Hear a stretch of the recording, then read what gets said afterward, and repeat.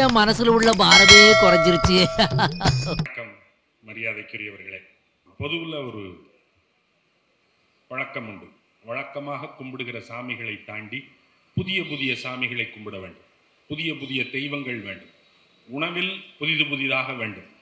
ஊத்தப்பம் சாப்பிடுவதில் நமக்கு சலிப்பு வரும். பிறகு ஊத்தப்பத்தின் மேல் வெங்காயம் தூவி சாப்பிடுவோம், சலிப்பு வரும்.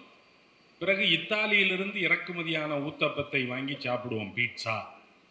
அப்படி புதிதாக எதையாவது சாப்பிடுவதற்கு விரும்புவதைப் போல, புதிய புதிய ஊர்களுக்கு போக விரும்புவதைப் போல, புதிய புதிய தெய்வங்களை கும்பிடுவதிலேயும் நமக்கு விருப்பம் இருக்கு.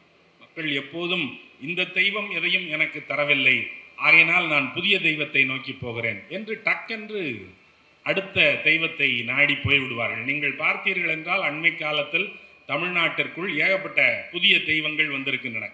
நமக்கு இந்த மார்பிளில் செஞ்ச சாமி சிலையெல்லாம் பார்த்து பழக்கமே கிடையாது. நம்ம சாமி பூரா கருகருன்னு கருப்பாக இருக்கும். அது ஏற்கனவே இருக்கிற கருப்பு பத்தாதுன்னு அது மேலே எண்ணெயை வேற பூசி வச்சு நல்லா மினுமினுன்னு கருப்பாக்கி வச்சுருப்பாங்க. இப்படி சாமிகளை தான் நம்ம கும்பிட்டுருக்கோம். ஆனால் இப்போ வர்ற சாமிகளையெல்லாம் பார்த்தீங்கன்னா மார்பிளில் வெள்ளை விளையர்ன்னு இருக்கு. ஆனால் மார்பிளில் செஞ்ச சாமி அப்படிங்கிறான். மார்பிளில் எல்லாம் நம்ம வாழ்க்கை, மார்பிள் நம்ம ஊரில் கிடைக்குதா? நம்ம ஊரில் எங்கேயாவது மார்பிள் கிடைக்குதா? நம்ம ஊரில் கருங்கல் கிடைக்கும், செம்பராங்கல் கிடைக்கும். இதுதான் கிடைக்கும். செம்பராங்கல்ல நம்ம கட்டடம் கட்டுறதுக்கு அஸ்திவார கல்லாக அடிக்கி பயன்படுத்துவோம், கருங்கல்ல சாமி சிலை செய்கிறதுக்கு பயன்படுத்துவோம். இப்படித்தான் நம்ம செய்வோம். நம்ம ஊரில் கிடைக்காத ஒன்றை நம்ம ஏன் கொண்டாடணும்? நம்ம ஊரில் கிடைக்காத ஒன்று எப்படி நமக்கு வழிபாட்டுக்குரியதாக ஆக முடியும் அப்படிங்கிற கேள்விகளெல்லாம் இருக்குது. ஆனாலும் இந்த சாமிகளெல்லாம் இறக்குமதி ஆகிக்கொண்டே இருக்கின்றன. பெயர்களெல்லாம் புதிது புதிதாக வைக்கிறார்கள். நம்ம காளியை கும்பிடுவோம், கொற்றவையை கும்பிடுவோம், மாரியை கும்பிடுவோம். ஆனால் திடீர்னு பிரத்யங்கிரா தேவி அப்படின்னு ஒரு சாமியை கொண்டாந்து இறக்குறான். இந்த சாமி என்னன்னே நமக்கு தெரியாது. நம்ம முன்ன பின்ன கேள்வியே பட்டதில்லை. நீங்கள் யாராவது கேட்டிருக்கீங்களா? பிரத்யங்கிரா தேவி அப்படின்னு ஒரு சாமி உங்களுக்கு யாருக்காவது தெரியுமா? ஆனால் அந்த சாமிக்கு மூட்டை மூட்டையாக மிளகாயை கொட்டி யாகமெல்லாம் பண்ணி, அது எதுக்கு அந்த யாகம் அப்படின்னா சத்துரு சம்ஹார யாகம் அப்படின்னு சொல்கிறான். என்ன சத்துரு சம்ஹார யாகம்? எதிரிகளெல்லாம் அழிஞ்சு நாசமாக போகணும். அதுக்கு என்ன பண்ணணும்? ஒரு யாகம் வளர்த்து அந்த யாகத்தில் மிளகாயை கொட்டி என் எதிரிகளெல்லாம் அழிஞ்சு பூண்டோட வம்சமத்து போயிடணும் அப்படின்னு சொல்லி யாகம் நடத்துகிறான். இதெல்லாம் நம்ம வழக்கத்திலே கிடையாது. நமக்கு யாகம் நடத்துகிற வழக்கமும் கிடையாது, ஒருத்தன் அழிஞ்சு போகணும்னு சொல்லி கும்பிடுற வழக்கமும் கிடையாது. இதெல்லாம் புதுசாக இருக்குது. இந்த சாமியே புதுசாக இருக்குது. இதுக்கு சொல்லப்படுற மந்திரங்கள் புதுசாக இருக்குது. கொரோனா மாரியம்மன் அப்படின்னு ஒரு மாரியம்மனை உருவாக்கிட்டான். ஏன்னா கொரோனாவை, அதாவது அம்மை போட்டால் அம்மையை நீக்கிறதுக்கு மாரியாத்தா அப்படின்னு கும்பிடுற வழக்கம். அதை கர்நாடகத்துக்காரன் பிளேக் வந்தபோது பிளேகை குணப்படுத்துறதுக்கு மாரியம்மன் பயன்படுவா அப்படின்னு சொல்லி பிளேக் மாரியம்மன் அப்படின்னு ஒன்று உருவாக்குனான்.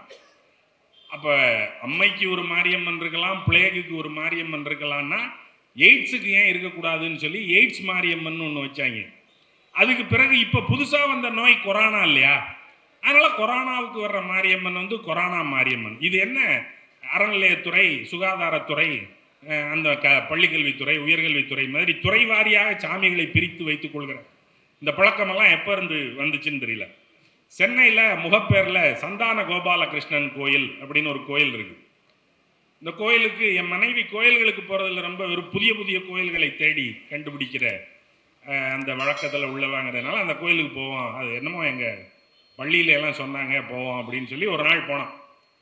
அந்த கோயிலில் அது ஒரு கிருஷ்ணன் கோயில்.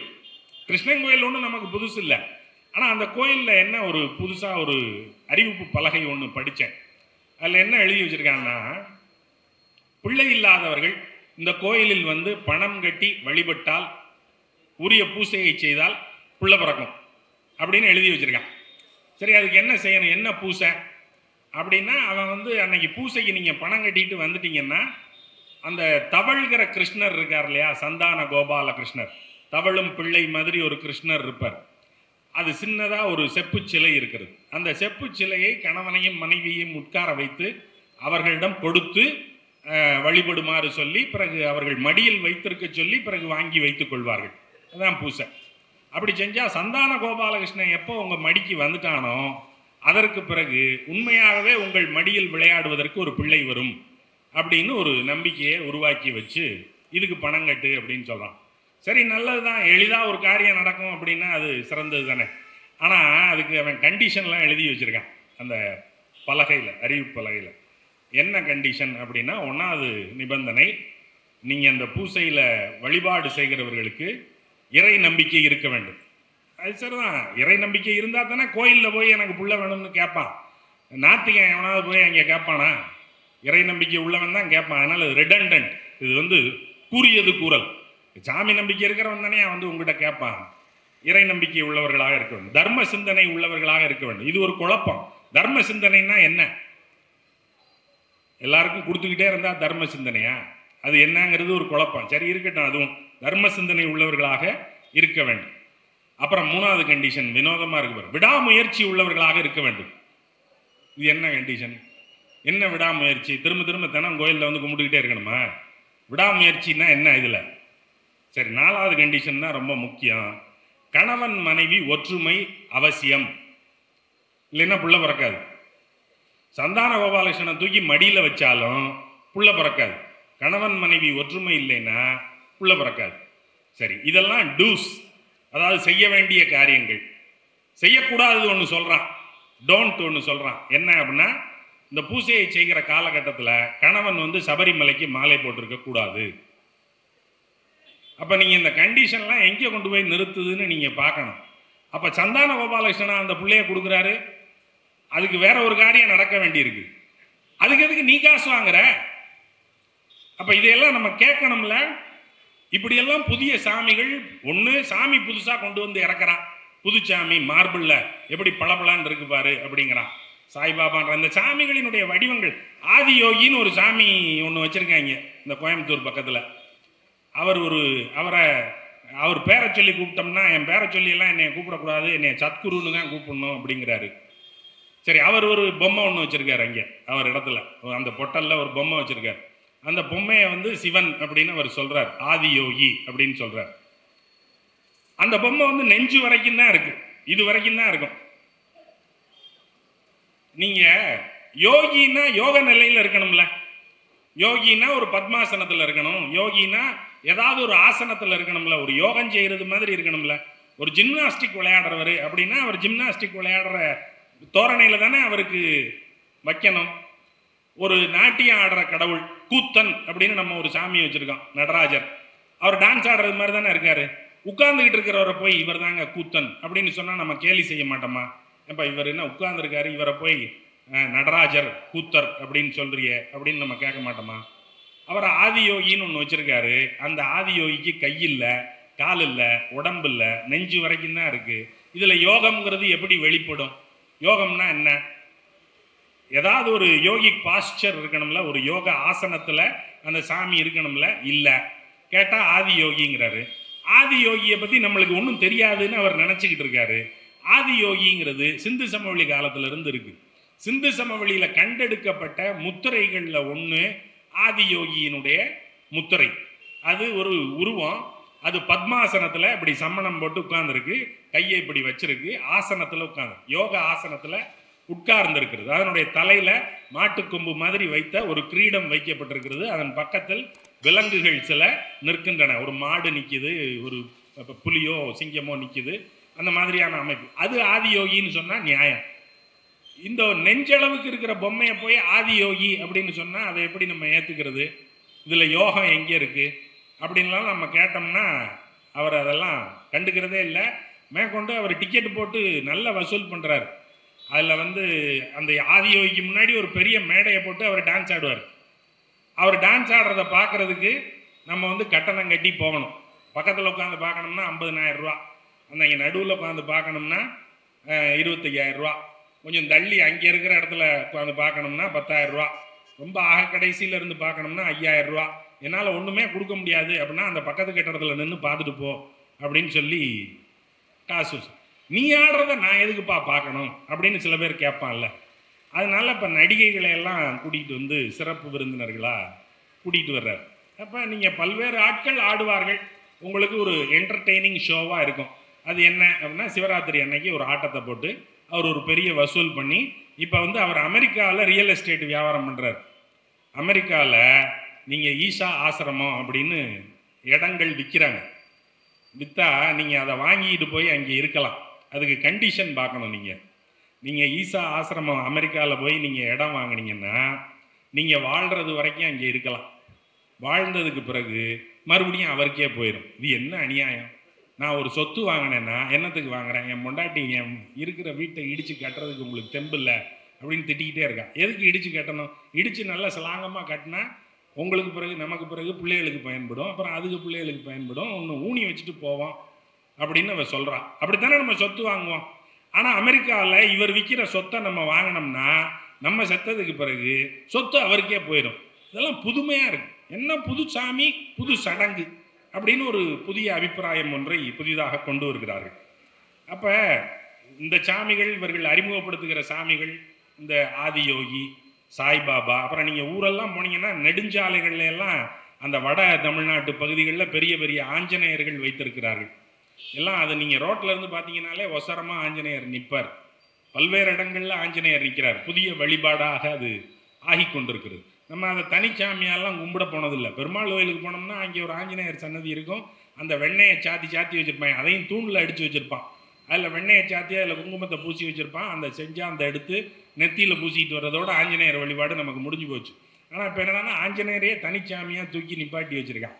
புது புது சாமிகளாக இருக்குது. சரி, இதெல்லாம் இருக்கட்டும். நம்ம சாமி யார்? அப்போ இந்த சாமி மேலையெல்லாம் நமக்கு விமர்சனம் இருக்குது. இந்த சடங்குகளின் மேலையெல்லாம் நமக்கு விமர்சனம் இருக்குது. அப்படியானால் நம்முடைய சாமிகள் யார்? நாம் யாரைத்தான் கும்பிடுகிறோம் அப்படிங்கிற கேள்வி ஒன்று வரும் இல்லையா? சமயம்னா என்ன? தமிழரின் சமயங்கள்னு பன்மையில் கொடுத்துருக்காங்க இல்லையா? ரொம்ப சிறப்பு. தமிழனுடைய சமயம்னு ஒரு சமயம் கிடையாது. பல்வேறு வழிபாட்டு மரபுகள் இருந்திருக்கின்றன, பல்வேறு சமயங்கள் இருந்திருக்கின்றன, பல்வேறு சாமிகளை கும்பிட்டுருக்கிறார். ஒத்த சாமியை தான் கும்பிடணும், ஒரு மதம் தான் இருக்கு அப்படின்னு சொல்லிக்கிட்டே இருக்காங்கல்ல. அப்படியெல்லாம் இல்லை. நான் கும்பிடுற சாமி ஒரு மதம், நீங்க கும்பிடுற சாமி ஒரு மதம். அவரவர்களினுடைய வழிபாட்டு முறை அவரவர்களை சமைக்கிறது. சமயம்னா என்ன அப்படின்னு யோசிச்சீங்கன்னா, சமயம்னா சமைக்கிறது. ஒரு மனிதனை மனிதனாக, அன்புள்ளவனாக, பக்குவம் உள்ளவனாக, நிறைந்த மனிதனாக, செம்மையான மனிதனாக அவனை செம்மையாக்கம் செய்தால் அது சமயம். ஆக்கலைன்னா அது சமயம் இல்லை. இன்னைக்கு இவங்க கூவுறாங்கல்ல, ஏய் நான் தான் உள்ள இருப்பேன், நீ எல்லாம் வெளியில நெல்லு அப்படின்னு கூவுறாங்கல்ல, அதெல்லாம் சமயம் கிடையாது. அதெல்லாம் செம்மையாக்கம் செய்கிறதா மனிதர்களை? அது பாகுபடுத்துகிறது, வேறுபடுத்துகிறது, சிறுமைப்படுத்துகிறது. மேல இருந்துக்கிட்டு ஒருத்தன் கீழே இருக்கிறவனை ஏறி மிதிச்சுக்கிட்டே இருக்கான். அது செம்மையாக்கமா? அது கீழ்மையாக்கம். அது மனிதர்களை பன்றிகளாக ஆக்குகிற முயற்சி. அதுக்கு பேர் சமயம் கிடையாது. சமயம்னா சமைக்கணும். நம்ம வீட்டில் சமைக்கிறோம் இல்லையா? சமைக்கிறதுங்கிறது என்ன? பக்குவப்படுத்துறது. ஒரு உணவுப் பொருளை உண்பதற்கு ஏற்ற வகையில் பக்குவப்படுத்தினால்தான் அதை உண்ண முடியும். மனிதர்களை பக்குவப்படுத்தினால் மட்டும்தான் அது சமயம். நீங்க சமையல்ல என்ன நடக்கும்னு பார்த்தீங்கன்னா, ஆக்குதல்னு சொல்லுவாங்க. சோறாக்குதல் அப்படின்னு முன்னாடி எல்லாம் சொல்லுவாங்க. இப்ப சோறாக்குதல்னு யாரும் சொல்றது இல்லை. சோறு வைக்கிறேன், குழம்பு செய்கிறேன், பொங்கல் பண்றேன், இப்படி சொற்கள் எல்லாம் மாறிவிட்டன. ஆக்குதல் அப்படின்னு ஒரு சொல் இருந்துச்சு, அது நம்ம இப்ப சொல்றது இல்லை. நமக்கு அது கூச்சமா இருக்கு. சோறாக்குறதா என்ன? குடியானா விட்டு ஆள் பேசுற மாதிரி பேசுற அப்படின்னு நினைச்சுக்கிறாங்க. ஆக்குறதுங்கிறது என்ன? அவ்வளவு வார்த்தைகளே அவ்வளவு அசிங்கமான வார்த்தைகளாக போய்விடுமா? தமிழ் சொற்களை சொல்வதே அவ்வளவு கேவலமான கூச்சத்திற்குரிய காரியமாக ஆகிவிடும் என்கின்ற நினைக்கிற ஒரு தலைமுறையை உருவாக்குவது ரொம்ப மோசமானது இல்லையா? சோற ஆக்குதல்ங்கிறதுல இருக்கிற வரிசை முறையை நீங்க பார்க்கணும். ஆக்குறதுன்னா, சோற ஆக்குறதுன்னா, நீங்க முதல்ல அரிசி எடுத்து களையணும்ல, கழுவுவாங்கல்ல, அரிசியை கழுவணும்.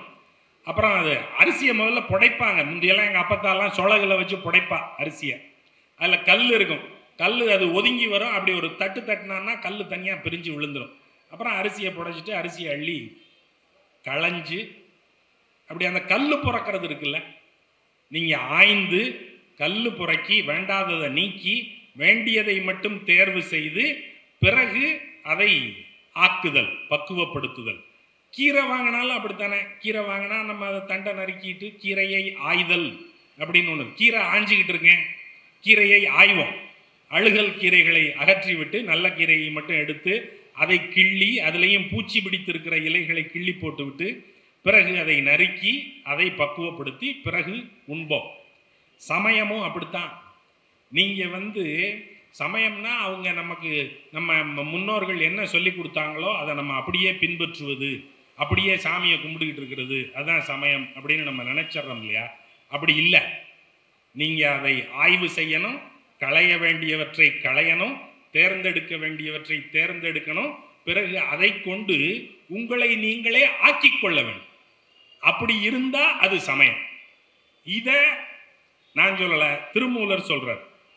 அவர் எல்லாத்தையும் அப்படியே நம்பாத, எல்லா பயலும் வருவான், இதுதான் உன் சமயம், இப்படித்தான் வேதத்துல சொல்லியிருக்கு, இப்படித்தான் சாஸ்திரத்துல சொல்லியிருக்கு, இதுதான் முன்னோர் நடைமுறை, இதான் ஆகமம் சொல்லுது அப்படின்னு எல்லாம் சொல்லுவான். எவன் சொல்றதையும் நம்பாத. ஆகமம் எவனா படிச்சிருக்கானா? எத்தனை ஆகமம் இருக்குன்னு தெரியுமா? சைவ சித்தாந்த மரபுல அவன் 108 ஆகமம் சொல்றான். அதுல 28 ஆகமத்தை இறைவனே சொன்னாரு அப்படின்னு எல்லாம் சொல்றான். அந்த ஆகமம் எல்லாம் ஏதாவது இன்னைக்கு இருக்கா? அது இருக்குன்னு சொல்றது, அதுல அதனுடைய சாராம்ச பொருள் என்ன, இதெல்லாம் நமக்கு தெரியுமா? அதனால இவங்க சொல்ற கதைகளை எல்லாம் நம்பாத, நீ விசாரி அப்படின்னு சொல்றாரு. அறம் அப்படின்னு அவன் ஒன்று சொல்லுவான், இதுதான் தர்மம், வர்ண தர்மம், இதை இப்படித்தான் நீங்க பின்பற்றணும் அப்படின்னு அவன் சொல்லுவான். நம்பாத, விசாரி. அப்புறம் அந்தணர்கள் மந்திர மொழிகள் எல்லாம் சொல்லுவார்கள், இப்படித்தான் நம்முடைய சமயம் இருக்கும் என்று சொல்வார்கள். நம்பாத, விசாரி. உன்னுடைய மதத்தை எதிர்த்து ஒருவன் பேசுவான், அதையும் விசாரி. இப்படி எல்லாத்தையும் விசாரி. கடவுள் என்று ஒருவர் உண்மையிலேயே இருக்கிறாரா என்பதையும் விசாரி. எல்லாவற்றையும் விசாரித்து விட்டு உனக்கு ஏற்புடையது எதுவோ அதை கொள். அடுத்தவன் சொல்றாங்கிறதுக்காக ஒத்துக்காத அப்படின்னு திருமூலர் சொல்றார். அறங்கேட்டும் அந்தனர் வாய்மொழி கேட்டும் மரம் கேட்டும் வானவர் மந்திரம் கேட்டும் புறங்கேட்டும் பொன்னுரை மேனியம் ஈசன் திறம் கேட்டும் பெற்ற சிவகதி தானே. இறைவன் சிவன் அவன் அப்படி இப்படி அப்படின்னு கதையெல்லாம் சொன்னான், அதெல்லாம் நான் நம்பல, நான் விசாரிச்சேன். தேங்காய் வாங்கும் போது தட்டி பார்த்து வாங்குறீல்ல, கீரை வாங்கும் போது பூச்சி இல்லாத கீரையான்னு பார்த்து வாங்குறீல்ல, கத்திரிக்காய் வாங்கும் போது அமுக்கி பார்த்து வாங்குறீல்ல, தக்காளி வாங்கும் போது அழுகாத தக்காளியா தேடி தேடி தேர்ந்தெடுத்து வாங்குறீல்ல, சமய நம்பிக்கைகளை வாங்கும் போது மட்டும் குருட்டாம்போக்கில் அவன் சொல்றான்னு அப்படியே வாங்கிட்டு வந்தா அது என்ன நியாயம்? அதையும் தட்டி பார்த்து வாங்க வேண்டாமா? விசாரிச்சு பார்த்து வாங்க வேண்டாமா? ஆகையினால விசாரி அப்படின்னு ஒரு சமயவாதி சொல்றான். அப்படின்னு நாத்திக மரபுல இருந்து சொல்லல, அப்படின்னு மார்க்சிஸ்ட் கம்யூனிஸ்ட் சொல்லல, அப்படின்னு திமுக சொல்லல, திக சொல்லல. சொல்றது சைவ மரபை முன்வைத்த சைவ சித்தாந்தம் என்கிற ஒரு தத்துவார்த்தமான மரபுக்கு கால்கோள் செய்த திருமூலன் என்கிற ஒரு மாபெரும் உயிர் வளர்க்கிற ஆன்மீகவாதி சொல்றான். விசாரிச்சுட்டு செய்யுங்க, எதா இருந்தாலும் நான் சொல்றேன்னு கேட்க வேண்டாம். எந்த குருவாவது நான் சொல்றேன்னு நீ கேட்காதேன்னு யாராவது குருமார்கள் சொல்றாங்களா? எல்லா குருமார்களும் உனக்கு புத்தி கிடையாது, நான் சொல்றேன் நீ கேளு அப்படின்னு தான் சொல்லுவானே ஒழிய எந்த குருவும் உனக்கு புத்தி இருக்கு, நான் சொல்றேன்னு நீ நம்பாத, நீயே விசாரிச்சு பார்த்துக்க அப்படின்னு எவனுமே சொல்றது இல்லை. அப்ப இந்த இப்படி சொல்ற குருமார்கள் எல்லாம் அயோக்கியங்க இல்லையா? நீ யோசிக்காதேன்னு சொல்ற குருமார் எல்லாம் அயோக்கியம் இல்லையா? நீ யோசின்னு சொல்ற குருமார் தானே நல்லவன். மணிமேகலையில சிலப்பதிகாரத்தில் வர்ற அந்த கவுந்தியடிகள் அவர்களை வணங்குகிற கோவலனையும் கண்ணகியையும் பார்த்து கவுந்தியடிகள் சொல்றாரு, அறிவுருக அப்படின்னு சொல்றாரு. ஒருத்தன் போய் கும்பிட்டான்னா நல்லா இருக்கு, நல்ல காரு கண்ணி நல்ல பங்களாலாம் வச்சு சௌரியமா இரு அப்படின்னு தான் நம்மால் வாழ்த்துவானே ஒழிய அறிவோட இரு அப்படின்னு எவனாவது வாழ்த்துறானா? அறிவோட இருன்னு ஒரு சாமியார் வாழ்த்தியிருக்கான் கவுந்தி. இன்னைக்கு அப்படி வாழ்த்துற சாமியார்கள் யாரும் இல்லை. அறிவில்லாம இரு, அப்பதான் நான் பிழைக்கலாம். உனக்கு அறிவு வந்துருச்சுன்னா என் பிழப்பு காலி ஆயிரும் அப்படின்னு சொல்ற சாமியார்கள் பெருகி விட்டாங்க. அப்ப நம்முடைய சமயம் அப்படிங்கிறது விசாரிச்சு விசாரிச்சு தேடி போனோம்னா நமக்கு 5 நிலம், 5 நிலத்துக்கும் 5 சாமி அப்படிங்கிறது நமக்கு தெரியும். குறிஞ்சி, முல்லை, மருதம், நெய்தல், பாலை 5 நிலம். 5 நிலத்துக்கு 5 சாமி. முருகன், திருமால், அதற்கு பிறகு இந்திரன், அதற்கு பிறகு வருணன், அதற்கு பிறகு கொற்றவை என்கிற தாய் தெய்வம். இது 5ம் நம்முடைய தெய்வங்கள் அப்படின்னு நம்ம இதுக்கெல்லாம் சாமி எப்படி வச்சிருந்தான்? கொற்றவையினுடைய உருவம் என்ன, முருகனுடைய உருவம் என்ன, அன்னைக்கு எப்படி வச்சிருந்தான்? இன்னைக்கு நமக்கு தெரியும் முருகன்னா வேலோட நிற்பாரு, சில இடங்கள்ல வள்ளி தெய்வானையோட நிற்பாரு அப்படின்னு நமக்கு இன்னைக்கு தெரியும். நமக்கு இன்னைக்கு ஒரு உருவம் வந்துருச்சு. அன்னைக்கு என்ன உருவம் இருந்துச்சு? சங்க காலத்துல எந்த உருவத்தை இவன் வழிபட்டான்? கொற்றவை எப்படி இருந்தா? ஒரு டிஸ்கிரிப்ஷன் மட்டும் இருக்கும். ஆனா ரொம்ப பழைய காலத்துல சாமிக்கு உருவம் கிடையாது. சாமிய எந்த வடிவத்துல கும்பிடணும்னு அவனுக்கு தெரியாது. அவன் இயற்கை எங்கெங்கெல்லாம் கூடி நிற்கிறதோ அங்கெல்லாம் போய் கும்பிட்டுருக்கான். மலையை பார்த்தா கும்பிட்டுருக்கான், மழையை பார்த்தா கும்பிட்டுருக்கான், கடலை பார்த்தா கும்பிட்டுருக்கான், எங்கேயாவது ஒரு அந்த கொன்றை மரம் பூத்து குலுங்கிறத பார்த்தான்னா அது மஞ்சள் நிறத்துல தெய்வ வடிவம் போல இருக்கே அப்படின்னு அந்த கொன்றை மரத்தை கும்பிட்டுருக்கான். அவன் கும்பிடுற கணக்கே கிடையாது. அப்புறம் அவன் தானா ஒன்று கும்பிடணும்னு நினைச்ச போது ஒரு கல் ஒன்றை ஊனி வச்சு அதை கும்பிட்டுருக்கான். அந்த கல்லுக்கு வடிவமே கிடையாது. சும்மா நம்ம மாடு கட்டுறதுக்கு ஒரு தறின்னு ஒன்று அடிப்போம்ல, மாடு கட்டுறதுக்கு ஒரு முளை அடிப்போம்ல, தரையில் முளை அடித்து அதில் மாட்டை கட்டி வைக்கிறது. அது மாதிரி யானையை கட்டுறதுக்கு ஒரு தறி ஒன்று நடுவான். அதுக்கு பேர் கந்து. கந்து அப்படிங்கிறது ஒரு சின்ன கல் தூண். அதை தரையில் ஊனி வச்சு அதை கும்பிட்டுருக்கான். அதுக்கு பேர் கந்து. கந்துன்னா அடையாளம். கந்துன்னா ஒரு கல், ஊனி வைக்கப்பட்ட கல். அந்த கந்தை கும்பிட்டுருக்கான். முருகனை கும்பிடுறதுக்கும் அந்த கந்துல தான் கும்பிட்டுருக்கான். சிவனை கும்பிடுறதுக்கும் அந்த கந்துல தான் கும்பிட்டுருக்கான். முருகனை அந்த கந்துல கும்பிட்டதுனால தான் அவனுக்கு கந்தன்னு பேர் வந்துச்சு. கந்தை கும்பிட்டார்கள். கந்தில் யாரை கும்பிட்டார்கள் என்றால் முருகனை கும்பிட்டார்கள். முருகனை கும்பிட்டதனால் அந்த கல்லுக்கு கந்தன் அப்படின்னு பேரு. அப்ப முருகனுக்கு உருவம் இருந்துச்சா? அவர் மயில் மேல இருந்தாரா? அதெல்லாம் ஒன்றும் கிடையாது. கந்துல கும்பிடுவான். ஆனா கருதும் போது முருகனுக்கு கையில வேல் இருக்கு அப்படின்னு அவன் சொல்றான். ஆனா பொம்மை உருவம் அப்படி இல்லை. அப்ப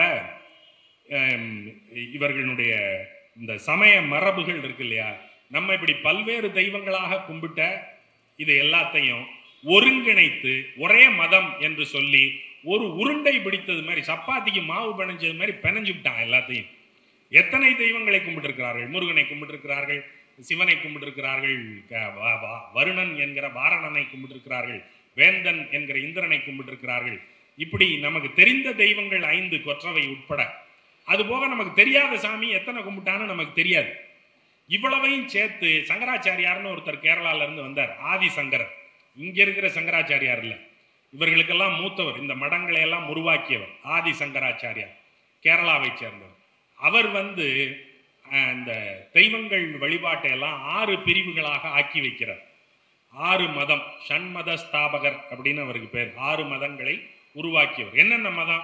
நம்ம எல்லாரும் 6 சாமிகளை தான் கும்பிடுறதா அவர் வகைப்படுத்துறார். என்னென்ன சாமி? 1 சிவன். சிவனை கும்பிட்டா அது சைவம். அப்புறம் சக்தியை கும்பிட்டா அது சாக்தம். விஷ்ணுவை கும்பிட்டா அது வைஷ்ணவம். அதுக்கப்புறம் வந்து முருகனை கும்பிட்டா அதுக்கு பேர் கௌமாரம். கணபதியை கும்பிட்டா அதுக்கு பேர் கானாபத்தியம்.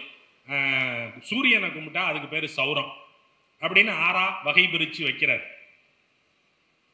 இது போக எத்தனையோ ஐயனாரை கும்பிட்றோம், ஏதோ முனியசாமியை கும்பிட்றோம், காடனை கும்பிட்றோம், மாடனை கும்பிட்றோம். இதெல்லாம் எங்கே இருக்கு? நீ எல்லாம் ஏதாவது ஒரு மதத்துக்குள்ளே போய் சேர்ந்துக்க அப்படின்னு சொல்லி சைவத்துக்குள்ளேயோ வைணவத்துக்குள்ளேயோ அதை தள்ளி விடுறார். அப்போ ஒரு லட்டு பிடிக்கிற மாதிரி பிடிக்கிறார். பூந்திகளை எல்லாம் திரட்டி ஒன்னா உருட்டிட்டு இது ஒரு லட்டு அப்படின்னு பிடிக்கிறார். அவர் 6ன்னு பிடிச்சி வச்சதை தான் இன்னைக்கு ஒன்னா சேர்த்து பிடிச்சி வச்சு இந்து மதம் அப்படின்னு நம்ம தலைமையில கட்டுறதுக்கு முயல்கிறார். இப்படி ஒற்றை மதமாக நம்ம என்னைக்காவது இருந்திருக்கோமா? நம்ம ஒரு 200 வருஷத்துக்கு முன்னாடி நமக்கு இந்து அப்படிங்கிற பேர் அறியப்பட்டிருக்கிறதா? நீங்கள் வந்து உங்களுடைய முன்னோர்களினுடைய அந்த சொத்து பத்திரங்களை எல்லாம் எடுத்து பார்த்தீங்கன்னா அதில் பழைய காலத்தில் பத்திரம் எழுதுகிற முறை ஒன்று இருந்தது. இப்போதெல்லாம் பத்திரம் எழுதும்போது இன்னாருடைய இன்னார் இன்ன வயது, இன்னாருடைய மகன் இன்ன முகவரியில் வசிக்கிற இன்னார் இந்த சொத்தை விற்கிறார், இன்ன பெயருடைய இன்னாருடைய மகனாகிய இன்ன வயதுடைய இன்ன முகவரியில் வசிக்கிற இன்னார் இந்த சொத்தை வாங்குகிறார். அவ்வளோதான் இப்போ இருக்கிற பத்திரத்தில் இருக்கும். நீங்கள் வந்து ஒரு 100 வருஷத்துக்கு முந்தின பத்திரத்தை எடுத்து பார்த்தீங்கன்னா 1920 வாக்கில் உள்ள பத்திரங்கள், 20 வரைக்கும் உள்ள பத்திரங்களை எடுத்து பார்த்தீங்கன்னா அதில் தொழிலெல்லாம் போட்டிருப்பான், ஜாதியெல்லாம் போட்டிருப்பான், மதமெல்லாம் போட்டிருப்பான்.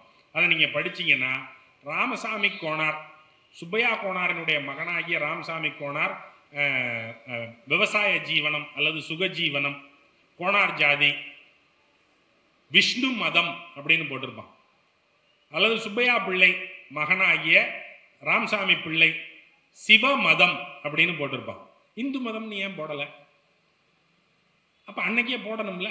அப்ப அன்னைக்கு வரைக்கும் இல்லை இல்லை அந்த பேரை நீங்க யாரும் போடலை இல்லை. இன்னைக்கு என்ன அதை அந்த பேரை சொல்லிக்கிட்டு வந்து கூவிக்கிட்டு மற்றவனையெல்லாம் அடிக்கிற? இந்த பேரை இப்பதானே வந்திருக்கு, பேரை பின்னாடி தானே நிறுவனீங்க. அப்ப இது இப்படி ஒற்றைப்படுத்தி கொண்டே போகிற இந்த கோளாறு இருக்குல்ல. இந்த ஆதிசங்கராச்சாரியார் வந்து ஆதிசங்கராச்சாரியார் தொடங்கின வேலையை இவர்கள் முடிக்க விரும்புகிறார்கள். அவரை ஆறாக்கினாரு, இவங்க அதை ஒன்னாக்கணும்னு விரும்புறாங்க. நம்முடைய தனி அடையாளங்களை எல்லாம் அழிச்சு அடையாளமற்றவர்களாக நம்மை ஆக்கிவிட வேண்டும் என்று அவர்கள் கருதுகிறார்கள். அவர் ஐயா தலைமை உரையில் சொல்லும்போது முருகன் பழனிக்கு முகவரி அப்படின்னு சொன்னார். முகம் இல்லை, முகம் தனியார், முகவரி தான். கடவுள்கள் எல்லாம் முகவரிகள் தானே தவிர முகங்கள் கிடையாது. முகங்கள் நம்முடையவை. முகவரிகளை முகங்களாக வைத்துக்கொண்டு முகங்களை எல்லாம் சிதைத்து விட வேண்டும் அப்படின்னு சொன்னா அது சரியில்லை. அதை அனுமதிக்கவும் முடியாது. சங்கராச்சாரியார் அந்த வேலையை ஆரம்பிச்சாரு. ஆரம்பிக்கும் போது அவருக்கு ஒரு கொள்கை இருந்துச்சு. அவர் என்ன சொல்றாரு, எல்லாம் ஒன்று தான் இருக்கு, மற்றது எதுவும் இல்லை, அதை தவிர வேற எதுவும் கிடையாது. கடவுள் ஒன்று தான், பிரம்மம் ஒன்று தான் இருக்கு, நீங்களும் அந்த பிரம்மன் தான், நானும் அந்த பிரம்மன் தான் அப்படின்னு சொல்றாரு.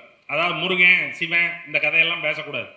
ஒரு பிரம்மம், அந்த பிரம்மம் யாரு, நீங்களும் அதுதான், நானும் அதுதான், அந்த பிரம்மம் நம் எல்லாரிலும் இருக்கிறது, ஆகையால் நம் யாருக்கும் எந்த வேறுபாடும் கிடையாது அப்படின்னு சொன்னார். நல்லா தானே இருக்கு அப்படின்னு நம்ம நினைக்கிற போது ஒரு பொத்தன் அப்படிங்கிற ஒரு புலையன் அவருக்கு எதிரில் வர்றான். அவனுக்கு புலை பொத்தன் அப்படின்னு பேர். இந்த புலை பொத்தன் இந்த சங்கராச்சாரியார் மாபெரும் அறிஞராகிய வேத விற்பன்னராகிய அத்வைதம் என்கிற தத்துவ மரபை உருவாக்கிய இந்து மதம் என்று பின்னால் உருவாக போகிற மதத்திற்கு முன்கோளாக 6 மதங்களை உருவாக்கிய இந்த சங்கராச்சாரியார் என்கிற மாபெரும் அறிஞருக்கு முன்னால புலைப்பொத்தன் அப்படிங்கிற ஒரு புலையன், புலையர் அப்படிங்கிறவங்க சாதிகளின் அடுக்குகளில் மிகவும் தாழ்த்தப்பட்ட நிலையில் வைக்கப்பட்டவர்கள். அவன் வர்றான். அவன் வந்த உடனேயும் இவர் சாதியினுடைய உச்சி கொடுமுடியில் இருக்கிற நம்பூதிரி வகையராவை சேர்ந்தவர். அதனால புலைப்பொத்தன் நேரில் எதிரில் வந்த உடனேயும் கேரளாவில் பார்க்கவே கூடாது. நம்ம ஊர்ல எல்லாம் தீண்டக்கூடாதுன்னு சொல்லிட்டு தெரிஞ்சாங்க. அவன் ஊர்ல பார்க்கவே கூடாது, எதிரிலே வரக்கூடாது. ஆள் வருதுன்னு தெரிஞ்சுன்னா அவன் வரும்போதே நான் வர்றேன், நான் புலையன் வர்றேன் அப்படின்னு சொல்லிக்கிட்டே வரணும். அப்படின்னா இவன் ஒதுங்கிடுவான். அல்லது மீறி அவர் வந்துட்டார்னா அவன் ஒதுங்கிடணும் பாதையை விட்டு. இவர் வர்றாரு சங்கராச்சாரியாரு, அவன் எதிரில் வர்றான் புலைப்பொத்தன். இவர் சொல்றாரு, சிச்சி தள்ளிப்போ அப்படின்னு சொல்றாரு. அவன் நின்று கேட்குறான், சங்கரா, ஏன்னா பேரை சொல்லி கூப்பிடுறேன் சங்கரான்னு. டேய், நான் மேல்றா, நீ கீழ், உன் பேர் சங்கரன் தானே? சரி, இவன் ஏதோ விவகாரமான ஆள்தான் போல இருக்கு, என்ன வேணும்? இல்லை தள்ளிப்போன்னு சொன்னிய, யார? உன்னத்தான். நான்கிறது யாரு? உன் கொள்கைப்படி உடம்பு வேற, உயிர் வேற. உயிர் உண்மை, உடம்பு பொய். உடம்பையா தள்ளி போக சொன்ன? உன் கொள்கைப்படி உடம்பு பொய் தானே. பொய்யான உடம்பை ஏன் தள்ளி போக சொல்ற? அவ்வளவு முட்டாளா நீ? இல்ல உயிரைத்தான் தள்ளி போக சொல்லியிருந்தேன்னு வச்சுக்க. உன் கொள்கைப்படி உன் உயிரும் என் உயிரும் ஒன்று தானே. நீயும் பிரம்மம், நானும் பிரம்மம். எப்படி தள்ளி போக முடியும்? நீ நானும் ஒன்று தானே, அப்புறம் எப்படி நான் தள்ளி போக முடியும்? என்னையா கேணத்தனமா தள்ளிப்போன்னு சொல்ற அப்படின்னு சொன்னோடனே இவருக்கு அப்படி விதிர்த்து போயிடுச்சு, மிரண்டு போயிடுறாரு. நம்ம சொன்ன கொள்கையை ஒருத்தன் கிரிட்டிக்கலாக பிடிச்சி அடிக்கிறான், அதுவும் ஒரு புலைச்சாதியில் வந்த பொத்தன் என்கிற ஒரு எளிய ஆள் அடிக்கிறான் அப்படின்னோடனே விடுவிடுத்து போய் அவர் விழுந்து கும்பிட்டாரு அப்படின்னு அந்த கதையை முடிக்கிறாங்க. சங்கராச்சாரியார் விழுந்து கும்பிடுறான்னா அவன் புலையனா இருக்க முடியுமா? ஆகையினால அவன் சிவனுடைய அவதாரம். சிவனே இறங்கி புலைப்புத்தனாக வந்து சங்கரனுடைய கொள்கையை அவருக்கு காட்டுவதற்காக அவதாரமாக வந்தான் அப்படின்னு சொல்லி அந்த கதையை முடிப்பான். இப்போ இந்த புலைப்பொத்தன் மாதிரியான இந்த எதிர்ப்புகள் இருக்குல்ல, இந்த புலைப்பொத்தனை அங்கே கொண்டாடுறான் கேரளாவில். நம்மளுக்கு பூரா சங்கராச்சாரியாரை கொண்டாடிக்கிட்டு இருக்காங்க, சங்கர மடம் வச்சுக்கிட்டு இருக்கான். இங்கே பெரியவான்னு அவரை கொண்டாடுறாங்க. சரி, அது ரைட்டு. விருப்பமுள்ளவர்கள், அந்த கொள்கையில் உடன்பாடு உள்ளவர்கள் கொண்டாடி கொள்ளட்டும். கேரளாவில் ஒரு பகுதியில் புலைப்பொத்தனை கொண்டாடுறான். புலைப்பொத்தன் பேரில் தெய்யம் ஒன்று, பொத்தன் தெய்யம் அப்படின்னு ஒரு தெய்யம் ஒன்று கொண்டாடுகிறார். இப்படி அங்கே கேரளாவில் மாவேலின்னு ஒரு அரசன் ஆண்டுகிட்டு இருந்தான். அவன் கேரளா மொத்தத்துக்கும் வேலி அமைச்சு ஆண்டது மாதிரி மிகச்சிறப்பான ஆட்சி ஒன்றை நடத்தியதுனால மாவேலி அப்படின்னு அவனுக்கு பேர். அந்த பேரை பின்னாடி மகாபலி அப்படின்னு மாற்றிட்டாங்க. மாவேலிங்கிற பேரை என்னத்துக்கிட்டா மகாபலின்னு மாற்றினிய? அவனை தான் பலி கொண்டுட்டார்ல விஷ்ணு. அவன் தலையில் காலை வச்சு அமுக்கி அவனை பலியாக எடுத்துட்டார்.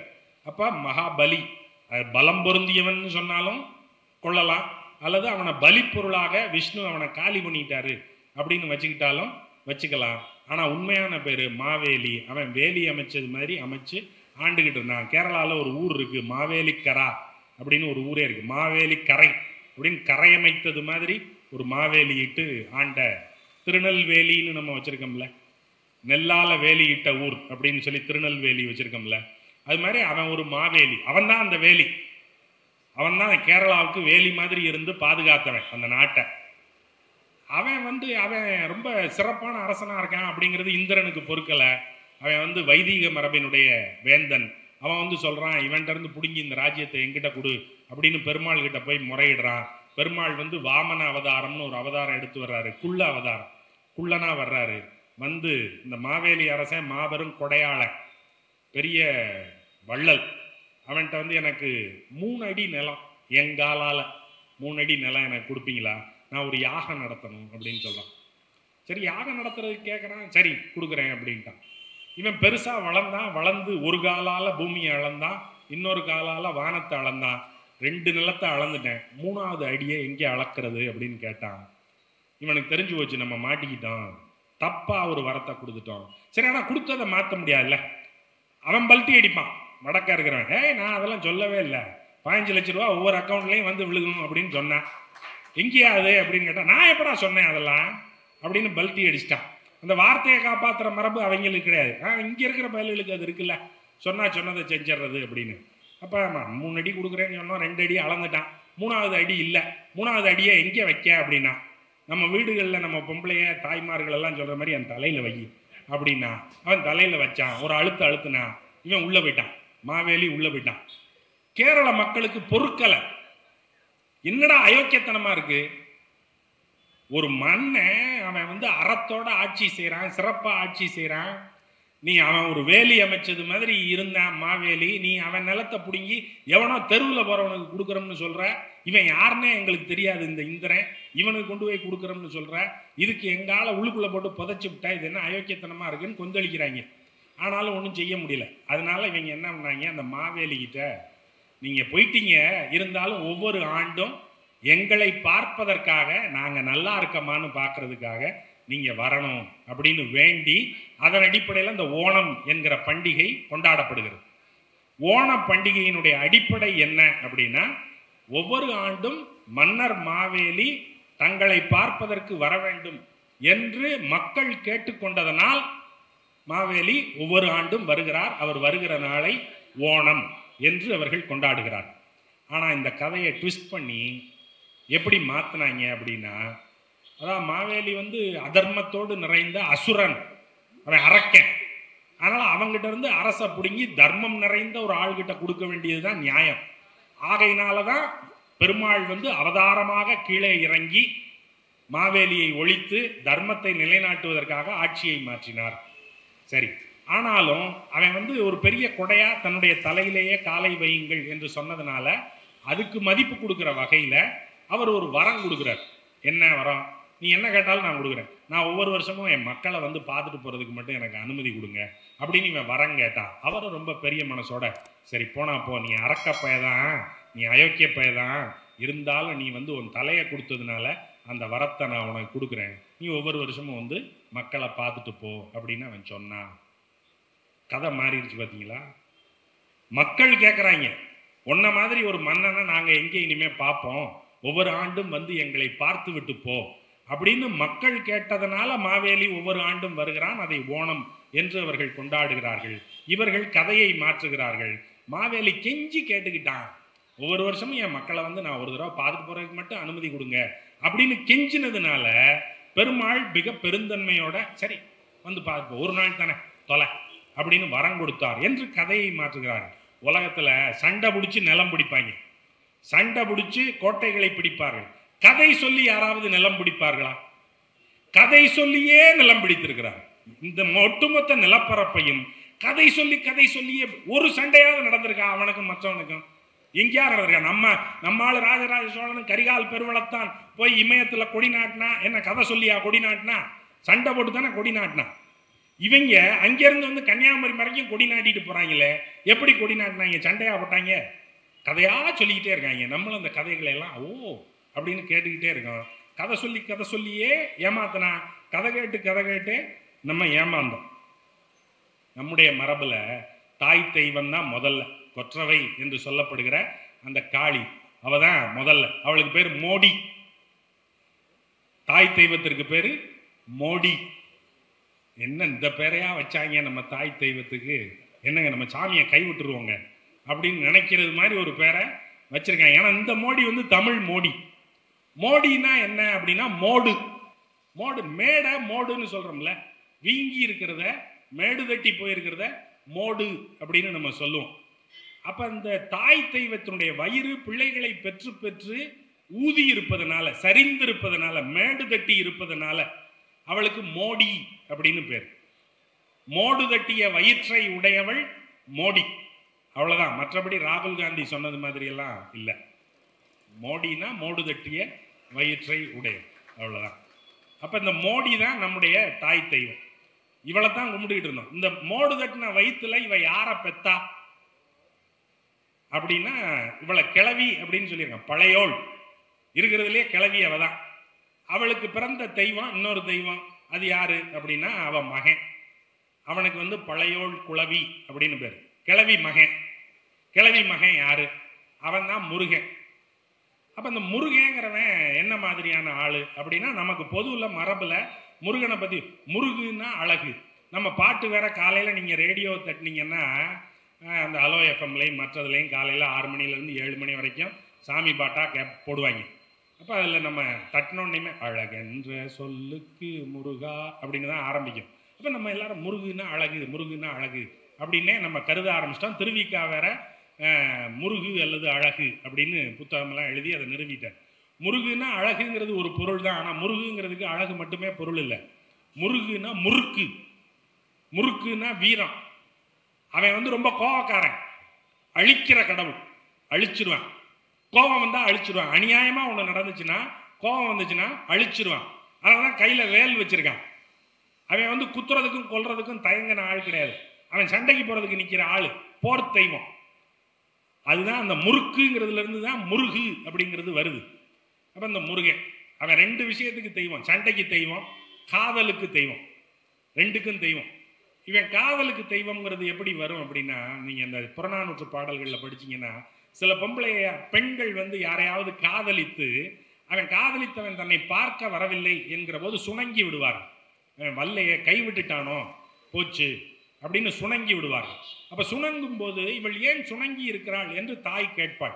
தாய் கேட்கும் போது தோழி சொல்லுவாள், அவள் மேல் முருகன் வந்து இறங்கி, முருகன் வந்து அணங்கி இருக்கிறான், முருகன் வந்து இறங்கியிருக்கான். முருகன் வந்து ஏன் இறங்குறான்? ஏன்னா அவன் காதல் தெய்வம். காதல் தெய்வம் அவளை ஆட்கொண்டு விட்டதனால் இவள் யாரையோ காதலிக்கிறாள், அவன் வரவில்லை, ஆள் யார் என்று தெரியவில்லை, ஆகையினால் இவள் சுணங்கி இருக்கிறாள் அப்படின்னு சொன்னா, ஆள் யாருன்னு கண்டுபிடிக்கிறதுக்கு அந்த அம்மா என்ன பண்ணுவா, வேலன் அப்படிங்கிற பூசாரியை கூப்பிட்டு ஒரு வெறியாட்டு ஒன்று நடத்த சொல்லுவான். இந்த வேலன் வந்து வெறியாட்டு நடத்துறது எப்படி நடக்கும் அப்படின்னா, ஒரு களம் அமைப்பான். களம்னா கட்டம் போடுறது, தரையில இந்த இங்க இருக்கிற தரையில கட்டம் போட்டிருக்கு இல்லையா, இது ஒரு கல்ல ஒரு களம் அப்படின்னு வச்சுங்க. இந்த கட்டங்கள்ல குச்சிகளை வைத்து கட்டம் போடுவார்கள். கட்டம் பிரித்து விட்டு பிறகு அதில் செந்நிறத்தில் இருக்கிற அலரி பூக்களை, செவ்வலரி பூக்களை எடுத்து தூவி அதில் வழிபாடு செய்வார்கள். பிறகு ஆட்டினுடைய குருதி, பலி கொடுத்த ஆடு அல்லது சேவலினுடைய குருதியை அதில் தெளிப்பார்கள். தெளித்து அப்போது இவனுக்கு அருள் வரும். அருள் வரும்போது வேலன் வெறியாட்டு நடத்தி இன்னார் இன்ன திசை என்று இவன் ஒரு குறி சொல்லுவான். இந்த குறியினுடைய அடையாளத்துல அவன் யாரு என்ன என்பதை இவர்கள் கண்டுபிடிப்பார்கள். இந்த வழக்கத்தை அப்படியே சிந்து சமவெளி நாகரிகத்துல படமா வரைஞ்சு வச்சிருக்கான். வேலன் உட்கார்ந்திருக்கிறான், அவனை சுற்றி அரச இலைகள் இருக்கின்றன. முருகன், அவனுக்கு எதிரில் ஒரு பலி ஆடு ஒன்று நிறுத்தப்பட்டிருக்கிறது. பெண்கள் ஒரு 7 பேர் நிற்கிறார்கள். பிறகு இந்த பூசாரியாக இருக்கிற இந்த வேலன் என்பவன் மண்டியிட்டு வணங்கி கொண்டிருக்கிறான். அதுல ஒரு களம் ஒன்று வரைந்து வைத்திருக்கிறாள். அந்த படத்துல இந்த வேலன் நடத்துற மாதிரியான ஒரு களம் ஒன்று அப்ப இந்த மதத்தினுடைய தொன்மை என்ன, நம்முடைய வழிபாட்டினுடைய தொன்மை என்ன? சிந்து சமவெளி நாகரிகம் வரைக்கும் போறான், அங்கிருந்து இங்க வரைக்கும் வர்றான். அங்க நடந்ததும் இங்க நடந்ததும் ஒரே மாதிரியா இருக்கு, எந்த மாறுபாடும் இல்லாம இருக்கு. ஆதியோகின்னு அங்கே சொன்னா நமக்கு அதற்கான அடையாளங்கள் எல்லாம் இங்கே இருக்கின்றன. அப்ப இங்க இருக்கிற சமய தொன்மை, உனக்கு என்ன சமயம்? நீ வைதிகத்துல இருந்து கொண்டு வந்த சாமி யாருப்பா? சிவன் உன் சாமியா? கொற்றவை உன் சாமியா? முருகன் உன் சாமியா? முருகனை பத்தி வைதீக மரபுல ஏதாவது சொல்லப்பட்டிருக்கிறதா? ஒன்றும் கிடையாது. என்ன சாமி உன் சாமி? நீ வச்சிருக்கிற சாமி எல்லாம் எங்கிட்ட இருந்து ஆட்டையை போட்ட சாமி. நீ எங்கிட்ட இருந்து சாமியை பூரா ஆட்டையை போட்டு நீ எல்லாம் வெளியே நெல்லு, நீ அங்கே நெல்லு, நீ இங்கே நெல்லுன்னு நீ சொல்லிக்கிட்டு இருக்க. சாமி ஏன் சாமி? நீ என்ன சொல்ற? என்னைய உள்ள போய் நீ நின்னுக்கிட்டு நான் உள்ள வரக்கூடாதுன்னு நீ என்ன சொல்றது? உள்ள வந்தா தீட்டுன்னு நீ என்ன சொல்றது? நீ எப்படி உள்ள வந்த? முதல்ல என் சாமிக்கு முதல்ல கட்டடமே கிடையாது. என் சாமிக்கு முதல்ல சிலையே கிடையாது. என் சாமி வெறும் கல்லு, கந்து. பின்னாடி நம்ம வசதிக்கு மெல்ல மெல்ல அது பெருக்கும் போது அதுக்கு உருவங்கள் அமைக்கிறோம். உருவங்கள் அமைத்த போது நீங்க பாருங்க, முருகனுக்கு வந்து ஆடும் சேவலும் அறுத்து தான் பலியிட்டு இருக்கான். அந்த ரத்தத்தை தெளிச்சு தான் அவன் பூசை நடத்தியிருக்கான். இங்க நம்முடைய சாமிகளுக்கு நிரந்தர பூசைகள் என்பதே கிடையாது. எல்லா நாளும் சாமி கும்பிடுற வழக்கம் கிடையாது. நம்ம ஊர் கோயில்களில் இருக்கிற கிராம தேவதைகளை எல்லாம் தினசரி போய் யாரேனும் வழிபடுகிறார்களா? அதெல்லாம் ஒன்றும் கிடையாது. காசு இருந்தா ஒரு திருவிழா நடத்துவான். காசு இல்லைன்னா சரி, காசு இல்லை இந்த வருஷம் உனக்கு கொடை கிடையாது, திருவிழா கிடையாது, போ அப்படின்ட்டு போயிடுவான். அப்படித்தான் நம்ம சாமி கும்பிடுற லட்சணம். அப்படித்தான் நம்ம சாமி கும்பிடுவோம். தினசரி கும்பிடு, தினசரி கும்பிடு, போய் முன்னாடி நெல்லு, அங்கே கும்பிட்டு வா அப்படின்னு சொன்னா, தம்பி தினசரி செஞ்சா அது சடங்குடா. என்னைக்காவது ஒரு நாளைக்கு தேவைக்கு செஞ்சா தான் அது ஒழுங்கு. வேண்டுதல் இருக்கும்போது போய் முன்னாடி நின்று கேட்டீங்கன்னா ஒரு உருக்கம் வரும், ஒரு தொடர்பு வரும். ஒண்ணுமே இல்லாம சும்மா தினம் போய் கடமைக்கு கும்பிட்டுக்கிட்டே இருந்தீங்கன்னா, நம்ம பயலெல்லாம் வண்டியில போய்கிட்டு இருக்கும்போது அல்லது நடந்து போய்கிட்டு இருக்கையில பாதையில் ஒரு பிள்ளையார் கோயில் இருந்துச்சுன்னா செருப்பை லேசா அப்படி காலில் இருந்து நகர்த்திட்டு அப்படின்ட்டு போயிடுவான். இது என்ன சாமிக்கு பறக்கிற முத்தம் விடுறியா நீ? எதுக்கு இதை செய்யணும்?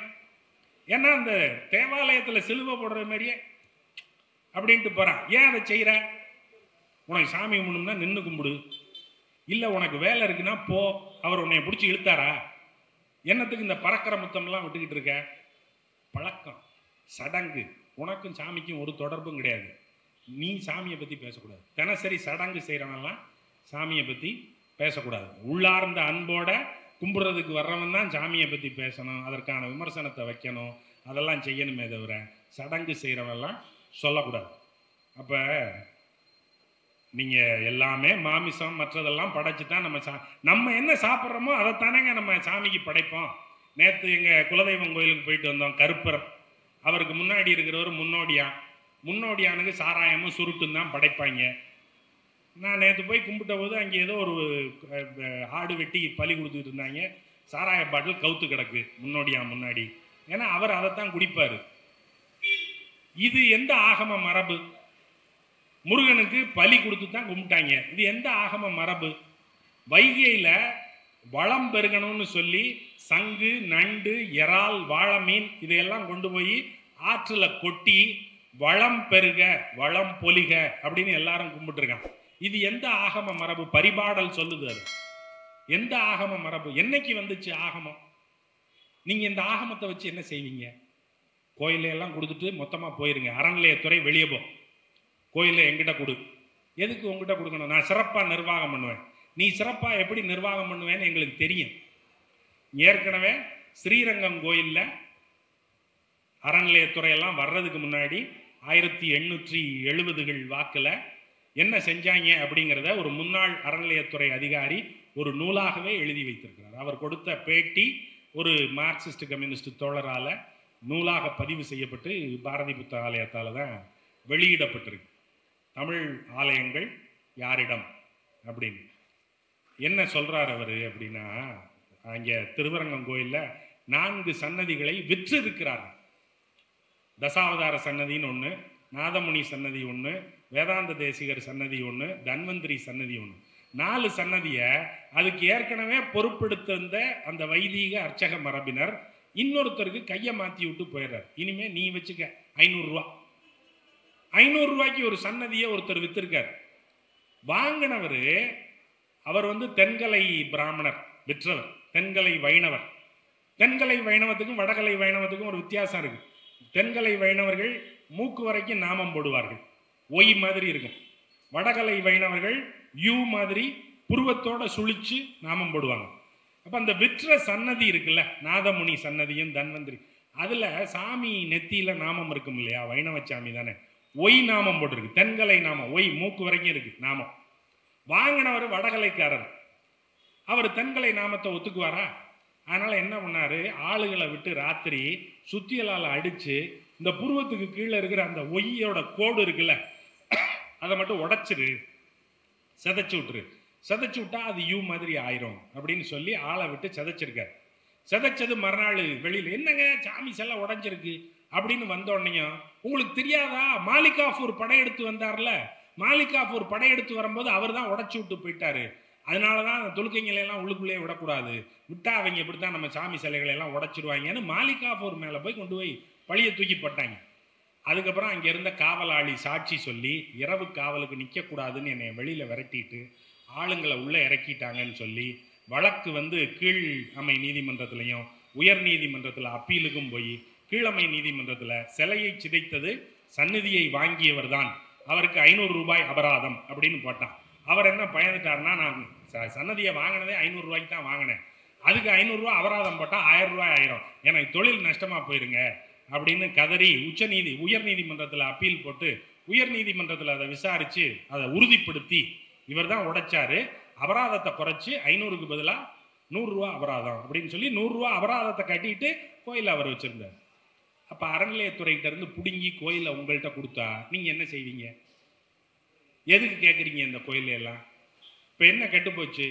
இங்கே இந்த விடுதிகளை வாடகைக்கு விட்ட வகையிலேயே இந்த கடந்த நிதியாண்டுக்கு 2 கோடி ரூபாய் வருமானம் என்று அறநிலையத்துறையினால் காட்டப்படுகிறது. நீங்கள் வந்தால் என்ன செய்வீங்க? காசை வாங்கி சட்டப்பையில் வச்சுட்டு நீங்கள் போயிடுவீங்க. யார் கேள்வி கேட்கறது? இதுக்கு செக்ஸ் அண்ட் பேலன்சஸ் என்னென்ன இருக்குது? யார் இதை சரிபார்ப்பார்கள்? யார் இதை அங்கீகரிப்பார்கள்?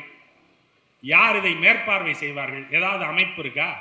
ஒன்றும் இல்லை. எங்கிட்ட கொடுன்னு கேட்டால், நீங்கள் பார்த்த கதை சிதம்பரம் கோயில் வரைக்கும் தெரியும்ல. சிதம்பரம் கோயிலுக்கு என்ன வசூல்?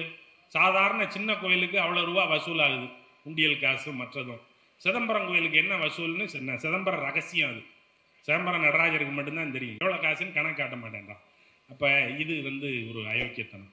நம்ம எல்லாம் ஏமாளிகளாக வைத்துக்கொண்டு நம்மிடம் கதை சொல்லி நிலம் கைப்பற்ற முயல்கிறார்கள், கதை சொல்லி கோயில்களை கைப்பற்ற முயல்கிறார்கள், கதை சொல்லி நம்ம எல்லாம் மிளகாய் அரைத்து ஏமாளிகளாக்கி எல்லாவற்றையும் குலைப்பதற்கு முயல்கிறார்கள். இதை அனுமதிக்க முடியாது. ஆகையினால் இந்த மிகச்சிறந்த முன்னெடுப்பை செய்த தமிழக மக்கள் ஒற்றுமை மேடைக்கு என்னுடைய நன்றியையும் வாழ்த்துக்களையும் சொல்லி விடைபெறுகிறேன்.